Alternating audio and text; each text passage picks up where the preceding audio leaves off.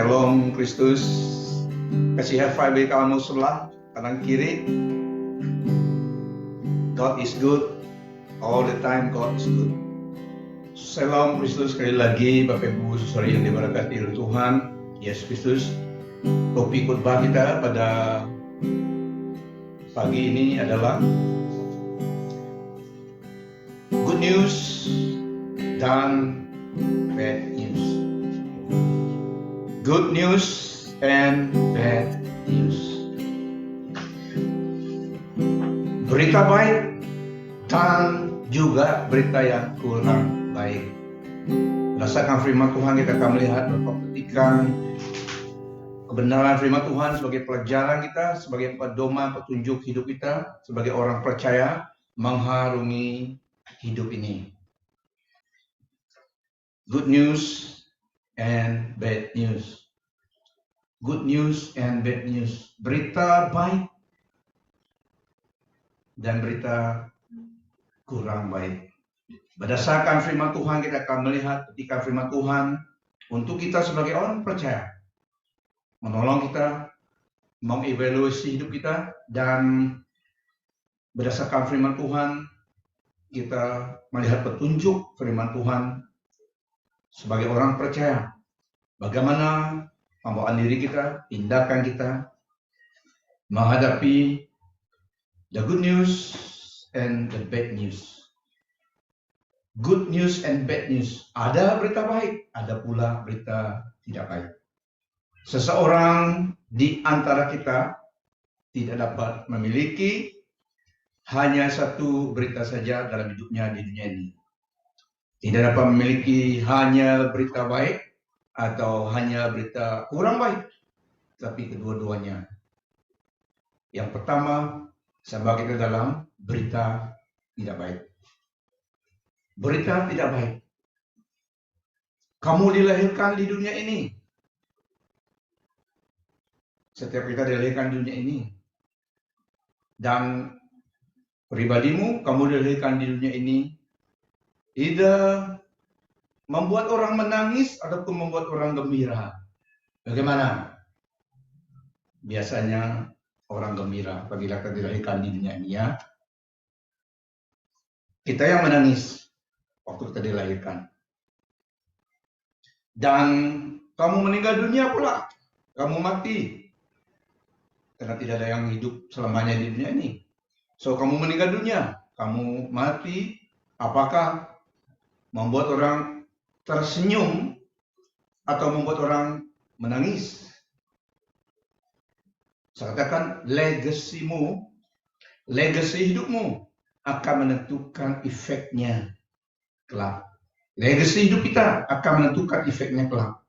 Ada seorang hamba Tuhan dan ada seorang yang paling jahat di tempat itu, di kota itu. Orang ini sangat jahat. Dia ada orang yang tidak tahu dia memang sangat jahat. Pada suatu hari, orang yang terkenal jahat di kawasan mereka, di kota itu, di bandar itu, di kawasan mereka, mereka semua mengenal dia, memang dia orang jahat. Pada suatu hari dia meninggal. Dan ada seorang hamba Tuhan yang ke situ, dipanggil ke situ, waktu mereka biasanya respect. Ada seorang hamba Tuhan di situ. Mereka coba melihat dan mendengar bagaimana respon dia terhadap orang yang paling jahat ini. Karena orang lain kenal ini orang sangat jahat. Dan hamba Tuhan ini, nah seorang hamba Tuhan harus demikian.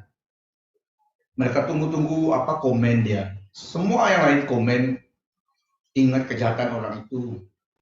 Jadi seorang hamba Tuhan ini berdiri di situ, bila melihat yang diberi komen adalah dia tidak memberi komen bahwa itu orang jahat. Memang orang itu jahat pun. Jadi dia lihat lama dia melihat. Orang pun lama menunggu apakah komen dia. Mereka anxious to know what his views, his comment tentang orang itu. Dia lihat yang aspek yang menyenangkan. Mereka antisipasi yang jahat seperti yang lain itu komen memang itu sebenarnya itu legasi orang itu. Tapi hamba Tuhan ini seorang hamba Tuhan yang tahu Tuhan. Dia lihat, dia katakan, wah, komen dia adalah seperti ini.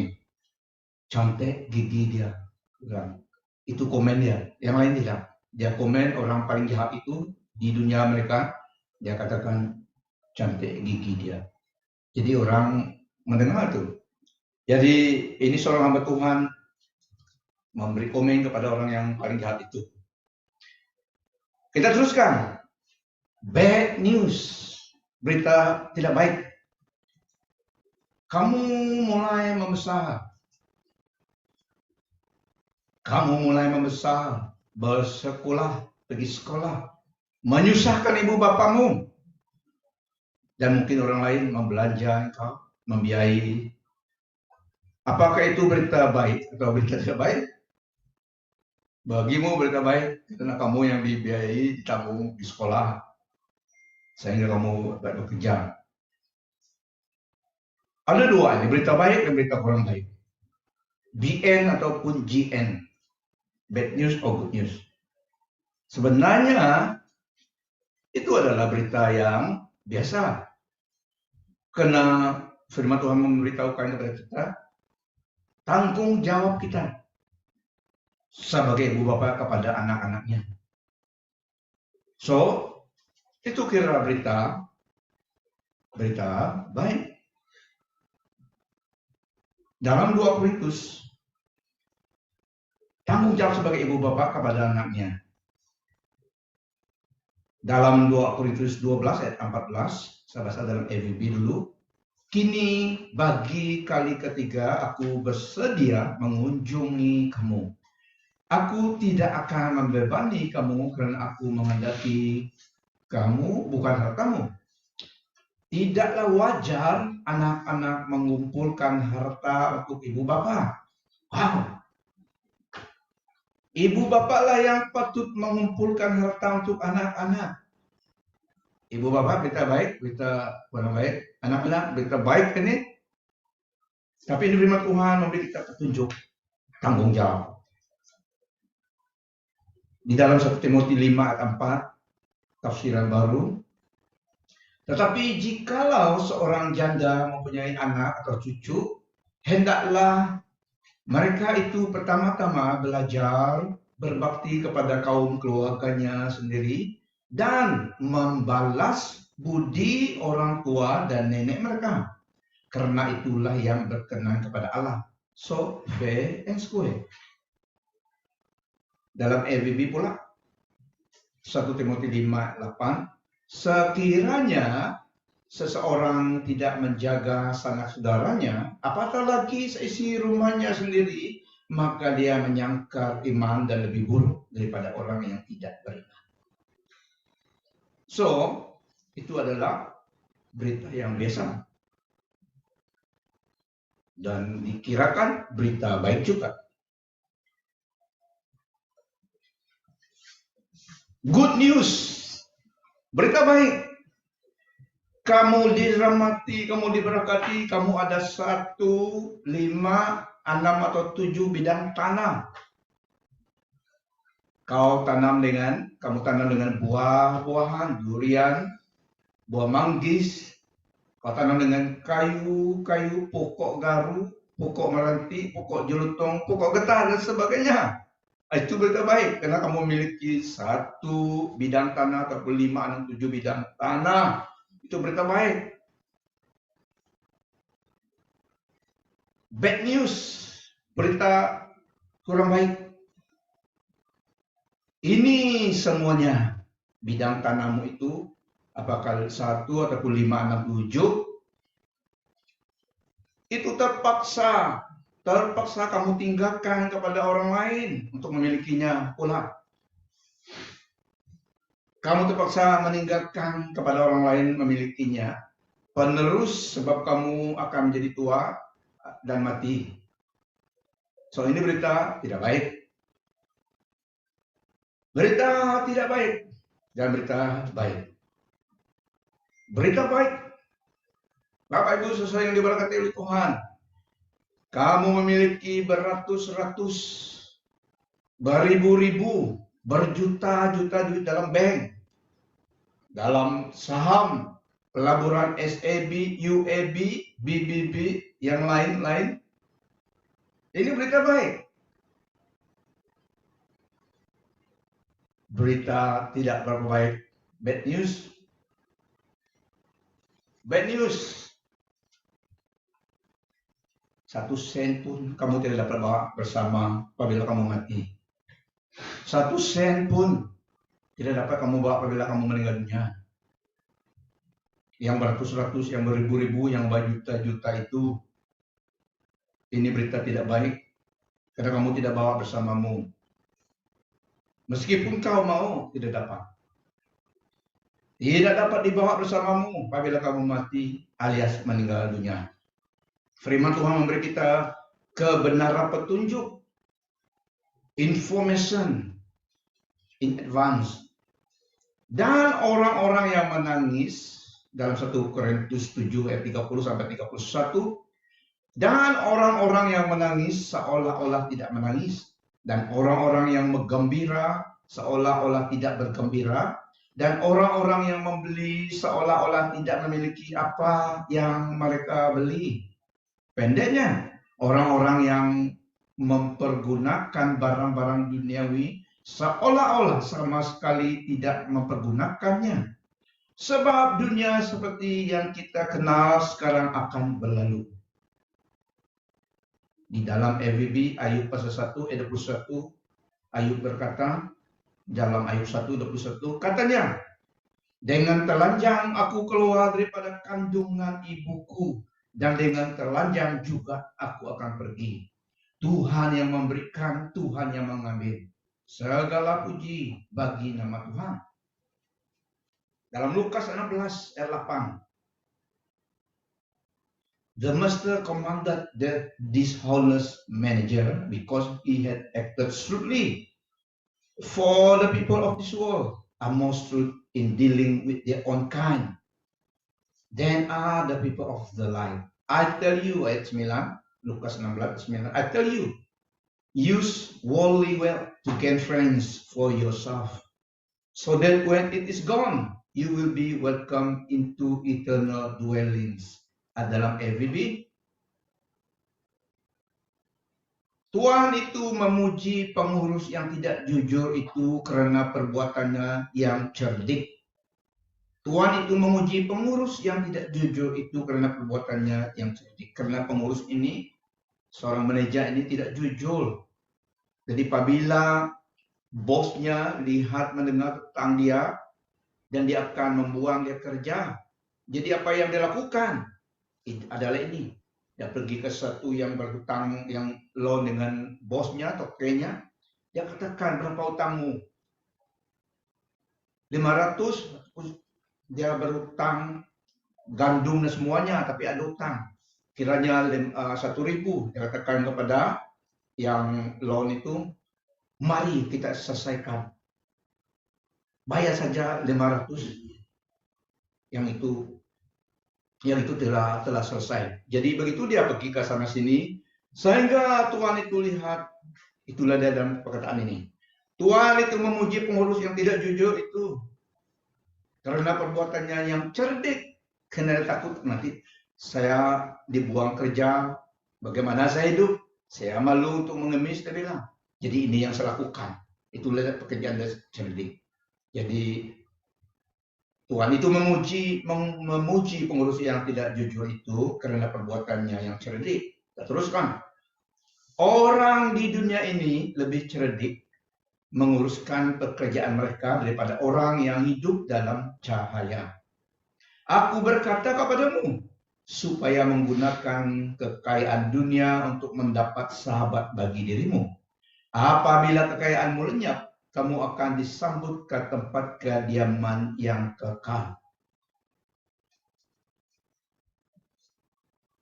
Pelajaran bagi kita, insight bagi kita di dalam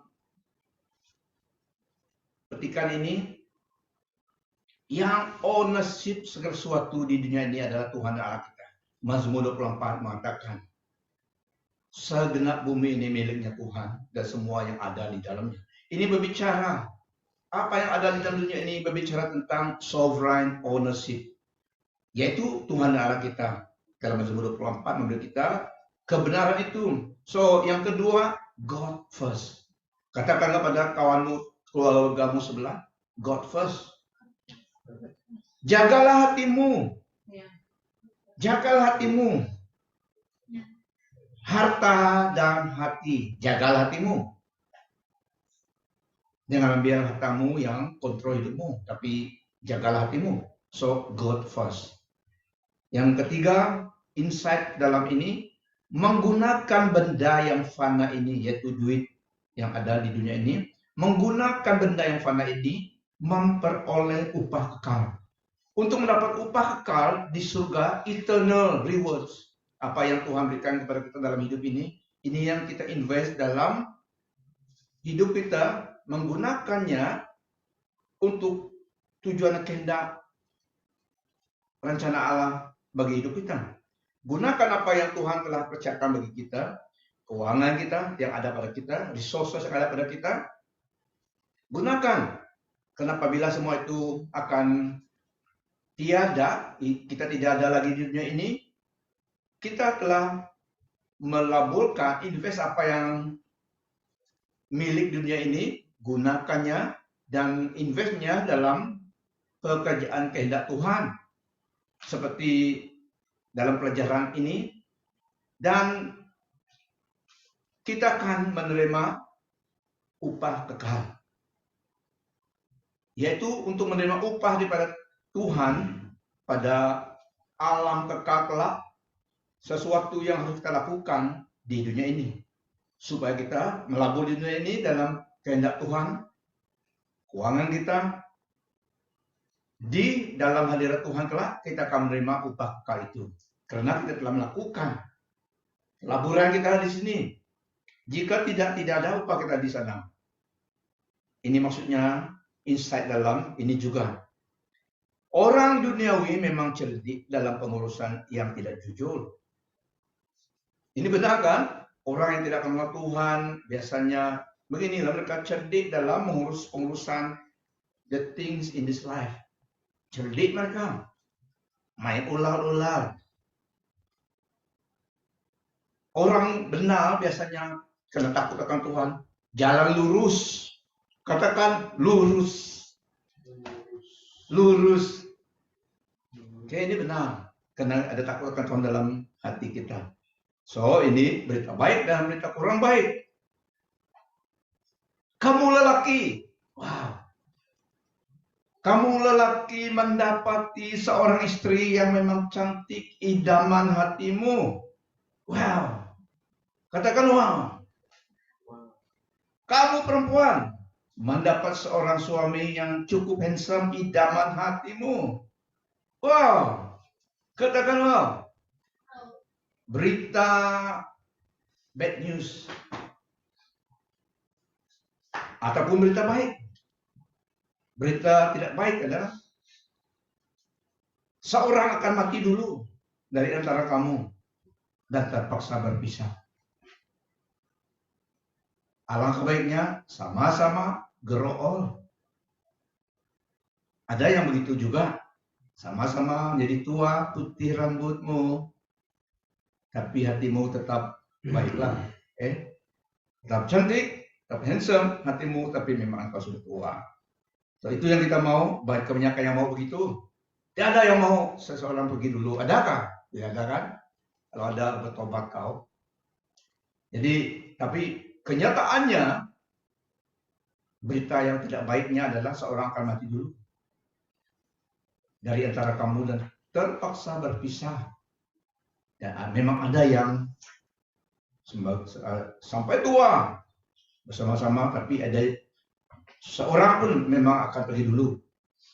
Pengkhotbah 3 ayat 2. Pengkhotbah 3 ayat 2. A time to be born, a time to die. Pengkhotbah 3 ayat 2. Saya baca daripada Pengkhotbah 3 dari ayat 1 sampai 2 dan ayat 20.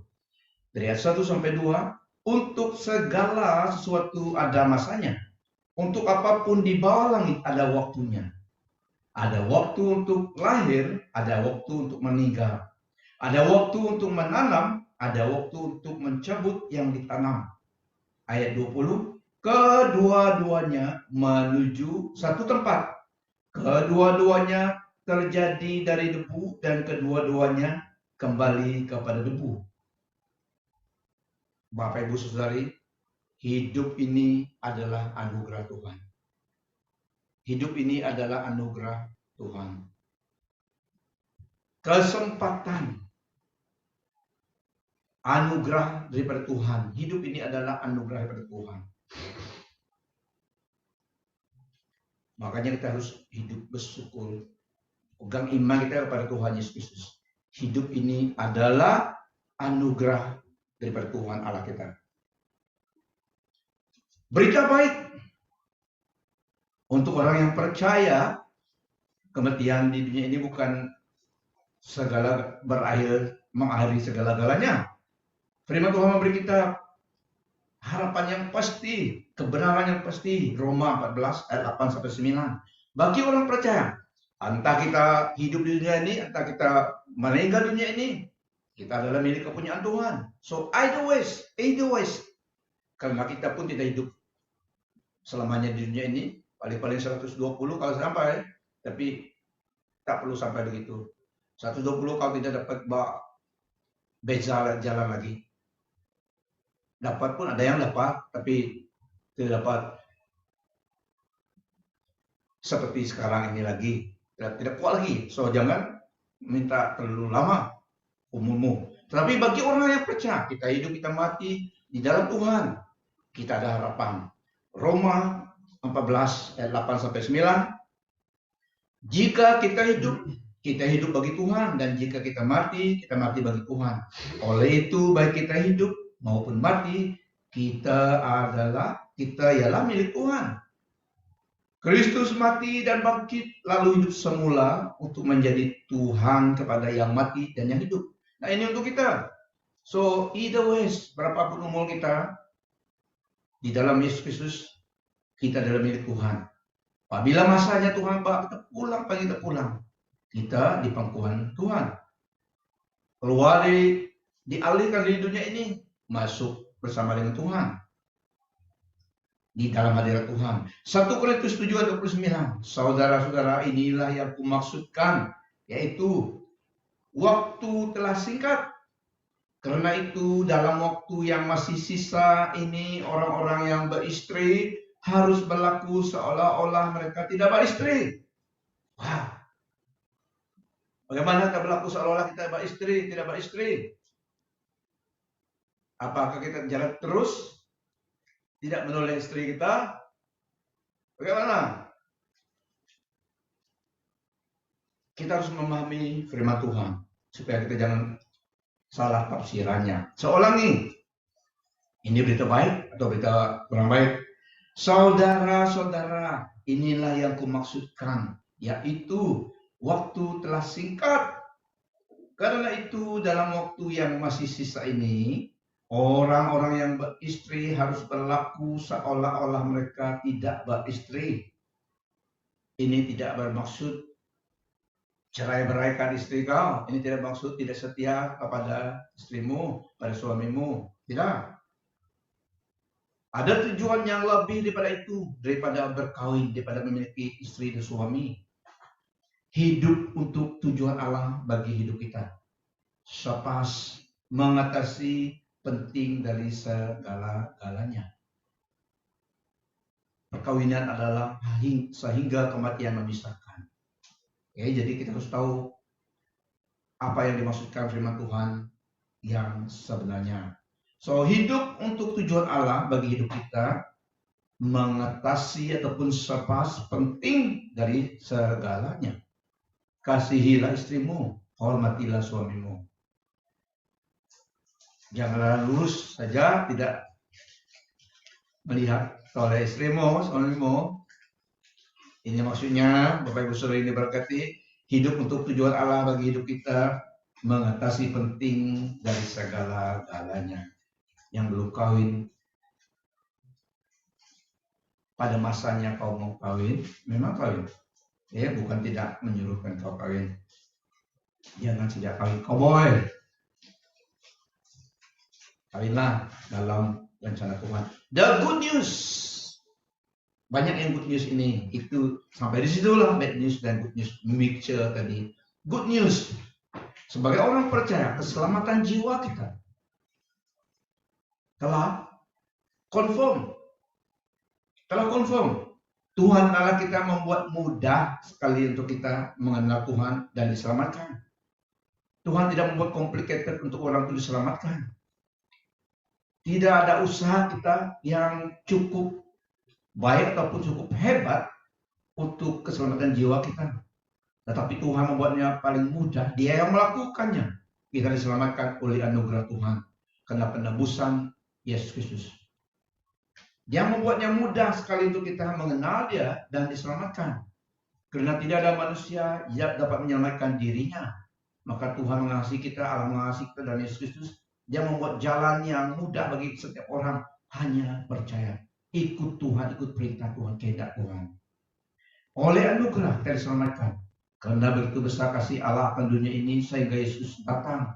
Supaya setiap orang yang percaya kepadanya dan menerima Dia menjadi Tuhan Juru Selamat tidak binasa, melainkan beroleh hidup yang kekal. Oleh anugerah kita diselamatkan. Dia tidak membuat complicated, senang dimengerti dan untuk semua orang. Karena keselamatan untuk semua orang, tapi semua orang yang percaya, yang datang kepada Tuhan, yang menerima simplicity of the good news of the gospel. Christ died for our sin. He was buried. According to the scripture, He rose again on the third day. Allah membuat mudah bagi kita mengetahui dan menerima keselamatan itu. Yesus datang, Dia melakukan semuanya. Dia mati karena dosa kita, dikuburkan. Pada hari yang ketiga Dia bangkit menjadi juru selamat bagi setiap orang yang percaya. Tuhan melakukan semuanya, diselamatkan oleh anugerah Tuhan. Makanya tidak ada orang yang dapat boasting. Kamu telah diselamatkan dengan kasih kurnia-Nya melalui iman. Ini bukan daripada kamu sendiri, tetapi adalah kurnia Allah. Dalam Efesus 2 ayat 8-9. Bukan karena usaha amalmu. Karena ada agama yang menggunakan amal untuk diselamatkan. The more you are generous, the more you give, the more kau membuat kebajikan amal, ada peluang masuk surga. Tapi itu tidak kebenaran. Jadi firman Tuhan mengatakan kita diselamatkan oleh iman, oleh karunia Allah, kurnia Allah yang dilakukan. Itu bukan hasil pekerjaanmu. Jangan ada orang yang memegahkan diri. For the wages of sin is death, but the free gift of God is eternal life in Christ Jesus our Lord. He was delivered over to death for our sins and was raised to life for our justification. Dia telah diserahkan kepada kematian karena dosa kita dan dibangkitkan semula kepada kehidupan untuk pembenaran keselamatan kita. Pemberian Allah.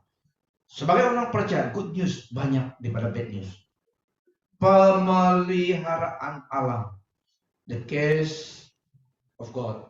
Pemeliharaan Allah Bapa dan pelindungannya kepada kita milik kepunyaannya dalam Tuhan Yesus Kristus. Yohanes 10 ayat 27-30.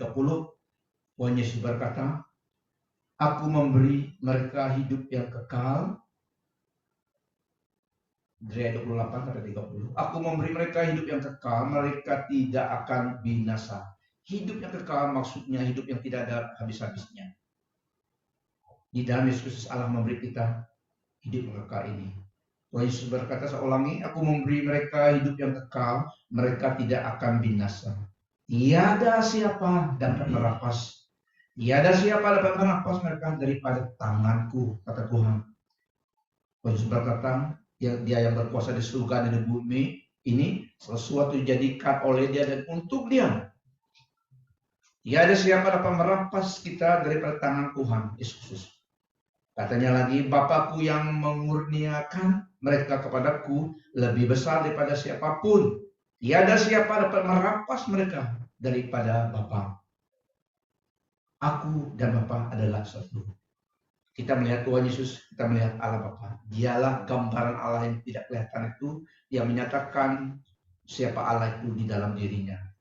Yesus Kristus adalah nama Allah kita, the exact representation of who God is. Aku akan sentiasa bersamamu hingga ke akhir zaman, dia katakan. Matius 28 ayat 10b. Ini berita baik bagi kita yang percaya. Yesaya 41 ayat 10 pula mengatakan, jangan takut kerana aku beserta denganmu. Jangan cemas kerana akulah awalmu. Aku akan menguatkan, bahkan akan menolong engkau. Ya, aku akan menopang engkau dengan tangan kananku yang penuh kebenaran. When you pass through the waters, I will be with you. And through the rivers, they shall not overwhelm you. When you walk through fire, you shall not be burned. And the flames shall not consume you. Ini berbicara kepada challenges in life, tantangan dalam hidup ini, seperti ini. Tapi Tuhan berjanji beserta kita, Yesaya 43, 1-2. Tuhan yang menciptakan engkau, wahai Yakub, dan yang membentuk engkau, wahai Israel. Di dalam Yesus Kristus kita adalah keturunan Abraham. So, janji ini menjadi milik kita. Jangan takut, karena aku telah menebus engkau. Aku telah memanggil engkau dengan namamu. Engkau milikku. Jangan takut, Leonard. Jangan takut, Jesse. Jangan takut, Joshua. Jangan takut, Gideon. Jangan takut, Deborah. Jangan takut, anggota pelangi. Karena aku telah menebus engkau. Aku telah memanggil engkau dengan namamu. Engkau milikku. Kita telah ditebus oleh darah Yesus. Apabila engkau mengharungi air, aku akan menyertaimu. Dan engkau tidak akan dihanyutkan saat mengharungi sungai. Apabila engkau berjalan melalui api, engkau tidak akan dihanguskan. Dan nyala api tidak akan membakarmu. Karena dia besertamu. Dia besertamu. Dia serta kita selalu. Amin. Ketahuilah aku menyertai engkau setiap hari, senantiasa sampai kepada akhir zaman. Ini berita baik. Berita baik lagi dalam Roma 8 ayat 16. Roh itu bersaksi bersama-sama dengan roh kita bahwa kita adalah anak-anak Allah. Bahwa kita adalah anak-anak Allah. Dalam Roma 8 ayat 16-17. Roh itu bersaksi bersama-sama dengan roh kita bahwa kita adalah anak-anak Allah. Dan jika kita adalah anak, maka kita juga adalah ahli waris. Maksudnya, orang-orang yang berhak menerima janji-janji Allah, yang akan menerimanya bersama-sama dengan Kristus, yaitu jika kita menderita bersama-sama dengan Dia, supaya kita juga dipermuliakan bersama-sama dengan Dia. Sebagai orang percaya, bukan bermaksud kita tidak melalui cabaran, rintangan hidup ini. Tetapi kita tidak sendiri. Tuhan menjaga kita, Tuhan memelihara kita, Tuhan berserta kita, melindungi kita. Ini janjinya. So, ini berita baik untuk kita. Dan berita baik juga sebagai orang percaya. Berapapun umur kita dan sampai kita tua, sampai putih rambut kita, Dia tetap Tuhan dan Allah kita, menjaga kita. Yesaya 46 ayat 4. Sampai masa tuamu, aku tetap Dia, dan sampai masa rambutmu beruban, aku akan menanggung kamu. Ini dalam FVB. Aku telah menjadikan kamu dan aku akan terus mendukung kamu.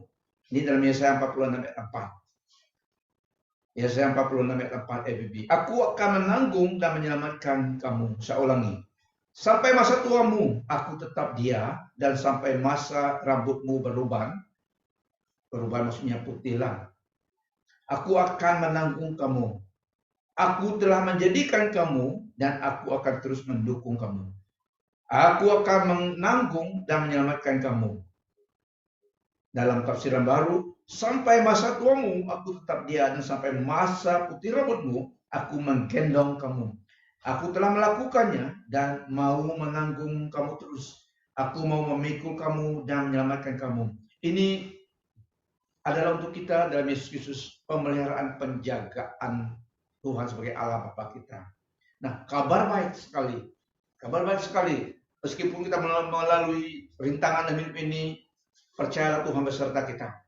Meskipun kita rasa terkadang dia sepertinya jauh daripada kita, tetapi firman Tuhan adalah kebenaran yang memberi kita kebenaran petunjuk, dia beserta kita. Meskipun terkadang dalam langkah hidup kita yang kita langkahi seakan Tuhan jauh daripada kita. Tapi ingatlah firman-Nya, kenyataannya. Dia beserta kita. Nah, perhatian dan keprihatinan Tuhan sebagai Allah Bapa kita. The little sparrow. The little sparrow. Dalam Lukas 12, selalu quote ini karena ini berita baik. Nah, pada pagi hari ini saya quote untuk kita dalam Lukas 12 ayat 6-8, EBB. Bukankah 5 ekor burung pipit dijual orang dengan harga 2 siling saja? Namun tidak seekor pun dilupakan Allah. Malahan setiap helai rambut di kepalamu telah dihitung. Oleh itu, usahlah takut. Kamu lebih berharga daripada banyak burung pipit. Aku berkata kepadamu, bahwa sesiapa yang mengakui aku di hadapan manusia akan diakui oleh anak manusia di hadapan malaikat Allah. So ini adalah perhatian, keprihatinan Tuhan Allah Bapa kita di dalam Yesus Kristus. Nah, Bapak Ibu Saudari, peringatan untuk kita lagi di dalam hidup ini, kita mengharungi hidup ini. Saya ingin terus memperingatkan kita berdasarkan firman Tuhan. Ingat Tuhan Allahmu. Jangan lupa Tuhan, ingat Tuhan Allahmu. Lukas 12 ayat 4-5, aku berkata kepadamu, hai sahabat-sahabatku, janganlah kamu takut terhadap mereka yang dapat membunuh tubuh dan kemudian tidak dapat berbuat apa-apa lagi. Aku akan menunjukkan kepada kamu siapakah yang harus kamu takuti. Takutilah dia, takutilah Tuhan Allah kita, yang setelah membunuh mempunyai kuasa untuk melemparkan orang ke dalam neraka. Sesungguhnya aku berkata kepadamu, takutilah dia. Jadi apapun status kita, apapun keadaan hidup kita, jangan lupa Tuhan. Waktu susah, waktu senang, jangan lupa Tuhan. Dialah yang memegang segala kuasa di surga dan di bumi ini. Jadi takutilah dia daripada keadaan daripada orang di dunia ini, karena dia memelihara kita. Berita baik seterusnya, damai sejahtera dan kasih dengan iman dari Allah Bapa dan dari Tuhan Yesus Kristus menyertai sekalian saudara. Efesus 6 ayat 23. Ini adalah untuk kita, kalimat kebenaran ini untuk kita. Damai sejahtera dan kasih dengan iman dari Allah Bapa. So kita memiliki Bapa surgawi, Allah sebagai Bapa kita dalam Yesus Kristus. Damai sejahtera dan kasih dengan iman dari Allah Bapa dan dari Tuhan Yesus Kristus menyertai sekalian saudara. Dan Efesus 6 ayat 24. Kasih kurnia Allah bagi semua yang mengasihi Tuhan kita Yesus Kristus dengan kasih yang kekal. Apabila kita mengasihi Tuhan, kasih karunia-Nya dicurahkan kepada kita. Keywordnya adalah mengasihi Tuhan. Kasih karunia Allah bagi semua yang mengasihi Tuhan kita Yesus Kristus dengan kasih yang kekal. The more we want to know Jesus, the more we want to love Him, the more kita juga menerima kasih karunia Allah bagi kita. Nah, seterusnya Efesus 6:23 semula, damai sejahtera kepada saudara-saudara kita dan kasih dengan iman daripada Allah Bapa dan Tuhan Yesus Kristus.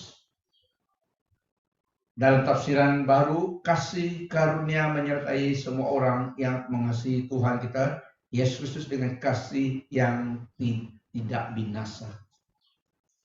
Kinya, saya ulangi, adalah mengasihi Tuhan. Kita juga akan menerima, dikaruniakan kepada kita kasih karunia Tuhan, menolong kita, karena kasih karunia Tuhan adalah pertolongannya, pemberiannya, memberi kita kekuatan, penghiburan, sepanjang hidup kita. Kasih karunia-Nya adalah penyertaannya beserta kita. Jadi kita, ini berita baik untuk kita sebagai orang percaya dalam Yesus Kristus. Berita baik. Banyak lagi berita baik, tapi sampai di sini berita baik untuk kita kali ini. Mari kita tunduk kepala kita di mana kita berada sebagai doa. Bapa surgawi, dalam nama Tuhan Yesus kami mengaminkan kebenaran firman-Mu. Biarlah kuasa kebenaran-Mu oleh kuasa Roh Kudus-Mu diteguhkan dalam hati setiap kami Bapa. Saudara Bapak Ibu Saudariku, Tuhan yang melihat mendengar pada kali ini dan di mana-mana pun pada masa yang mendatang.